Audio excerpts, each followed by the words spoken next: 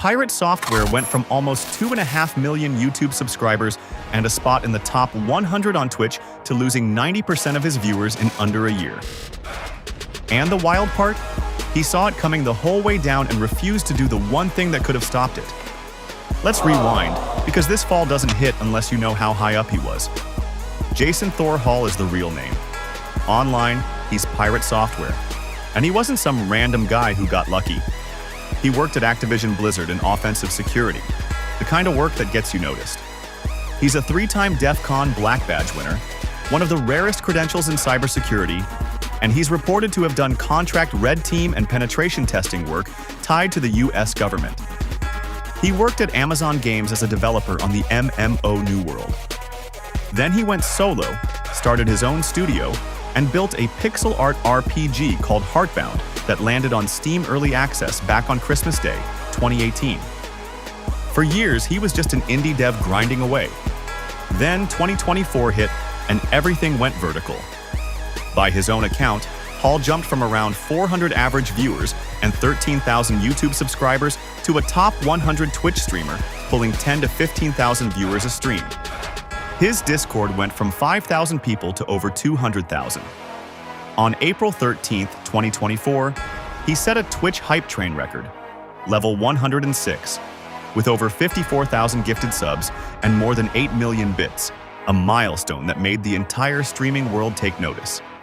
By the end of the year, his channel hit an all-time high, and he walked away with Best Software and Game Development Streamer at the 2024 Streamer Awards. The guy was on top. So how do you lose all of that? Slowly, then all at once.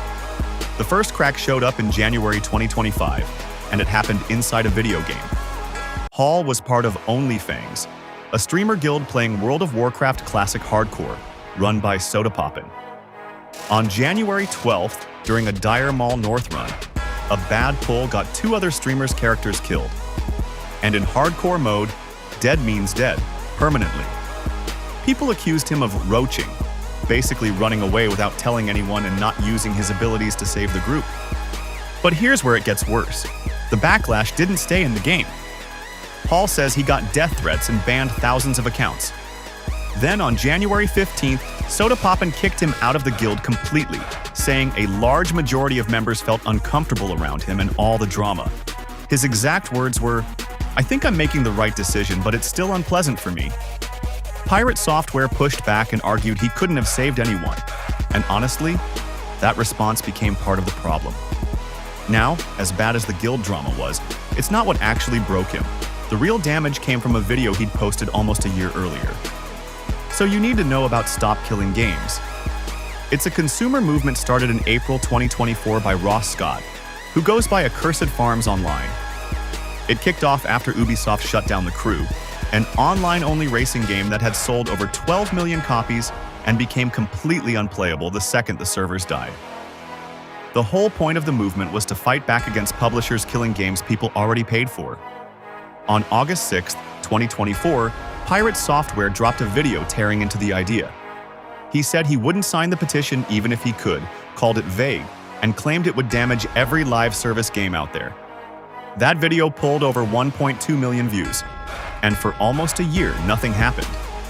It just sat there. Then it all came back around. On June 23, 2025, Ross Scott put out a video called "The End of Stop Killing Games," and he named Pirate Software directly as basically the #1 voice fighting the campaign, accusing him of flat-out misrepresenting what it asked for. Scott's point was that the movement was never about turning multiplayer games into single-player ones, and that framing it that way was a red herring. The very next day, it got bigger. Charlie, better known as Moist Car 1 Tyke L, dropped his own video backing Scott up. And he didn't hold back. He said Pirate Software was outright refusing to just admit any level of fault that he was wrong about anything. A later video Charlie made about the whole mess pulled over 4.5 million views. This was the turning point. And instead of cooling it off, Hall poured gas on it. On June 26th, he fired back with a long response across 2 posts on X, writing, "For those that will scream he's doubling down, yes, I damn well am." He did apologize for one thing, for being, in his words, a duck to Ross.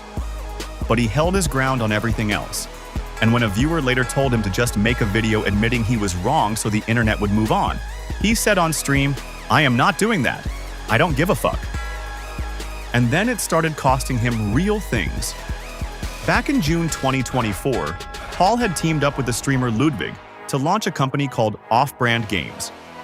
On June 27th, Ludwig pointed out that one of their games was getting review-bombed purely because of Pirate Software's stance. A few days later, on July 3rd, Hall announced he was leaving Off-Brand Games, saying people were trying to mass review-bomb everything they published, and calling the behavior unhinged. But here's the part that's almost too perfect. That exact same day, July 3rd, 2025, the Stop Killing Games petition he'd spent a whole year fighting against crossed 1 million signatures. Okay, so let's talk numbers, because this is where falling apart stops being a phrase and starts being a receipt.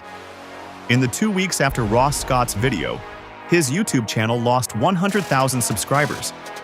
By August 2025, reports said the channel had shed around 90% of its viewership over roughly 10 months. One estimate had him making about $8,000 a month, less than he was back in April 2025. And to really get the scale of it, at his Twitch peak in May 2025, he hit nearly 200,000 viewers in a single moment. By 2026, his average Twitch viewership was sitting around 1,800. Now, I want to be fair here, because there was a lot of other noise too. There were claims about his code quality, claims he faked certain game playthroughs, and in June 2025, some serious personal allegations posted online. But those personal allegations are unproven, and he hasn't been charged over any of them, so they're not the real story. The collapse is right there in the numbers without any of that. So where does all of this leave Hall? As of 2026, Pirate Software still has a big audience on paper, well over 1 million subscribers, but it's a shadow of his peak, and the bleed never really stopped.